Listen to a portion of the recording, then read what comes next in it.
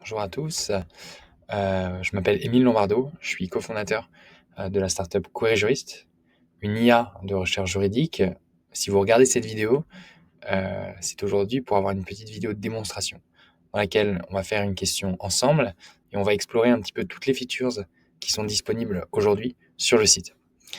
Alors une fois que vous aurez, créé votre compte, vous arriverez sur cette page, la même que la mienne, dans laquelle vous retrouverez 2 box. La première, ici, c'est une box dans laquelle vous allez pouvoir poser votre question en langage naturel. Ici, dans un contrat de construction de maison individuelle, est-ce que le constructeur est responsable de l'impossibilité de délivrer la garantie de livraison compte tenu du manquement du maître à l'ouvrage? Ensuite, ici, vous retrouverez un guide d'utilisation pour savoir comment prompter une IA, le bouton pour rechercher. Dans cette deuxième box-là, vous retrouverez vos recherches précédentes, évidemment cliquables ici pour accéder à votre ancienne recherche, ici pour créer un nouveau dossier afin de les ranger, et une petite barre de recherche pour rechercher par mots-clés les anciennes recherches que vous avez faites.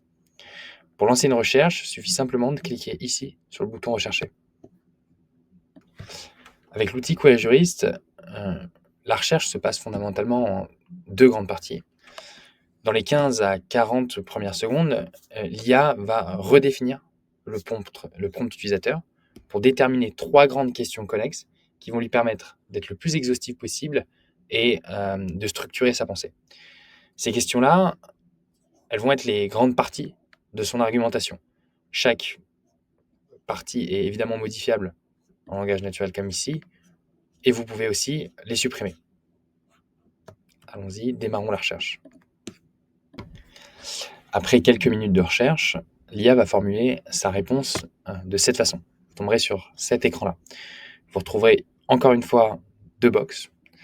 Dans cette box ici, l'analyse approfondie que l'IA va faire de votre question.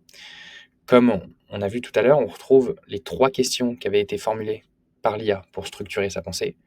Chaque analyse complète est visible via ce petit bouton.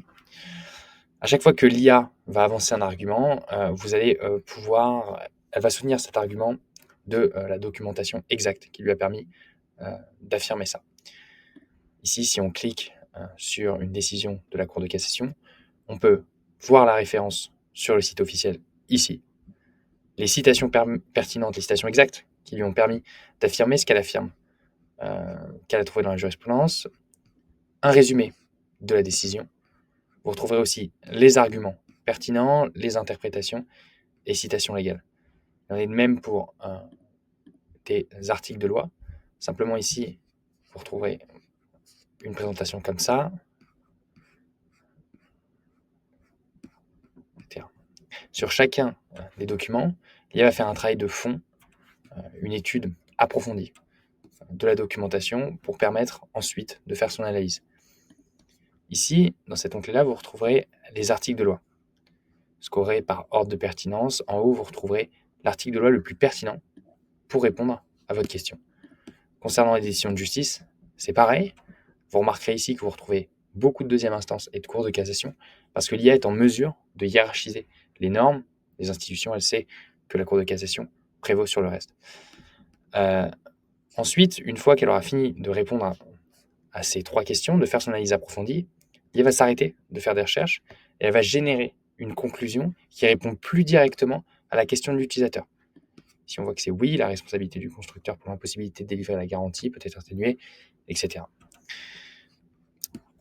La réponse courte, ce qu'on va appeler la réponse courte, elle peut prendre plusieurs formes. Ça peut être un verdict en quelques lignes, ça peut être une fiche pratique, ça peut être une réponse courte. Il y a 1000 et une façons de présenter la réponse courte. C'est une superbe mise en abîme ensuite pour aller dans l'analyse approfondie. Pareil, l'IA, elle va toujours se définir les fondements du droit, ensuite aller chercher dans la jurisprudence et les documents plus tard, les documents externes, je dirais. Et voilà à quoi ressemble la réponse courte.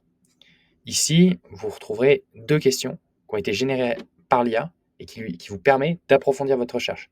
Et si vous trouvez ces questions pas nécessairement pertinentes, vous pouvez ensuite poser une question à la main, ici, en langage naturel.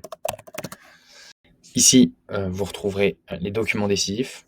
les documents qui ont été jugés comme étant les plus décisifs pour répondre directement à la question de l'utilisateur par l'IA.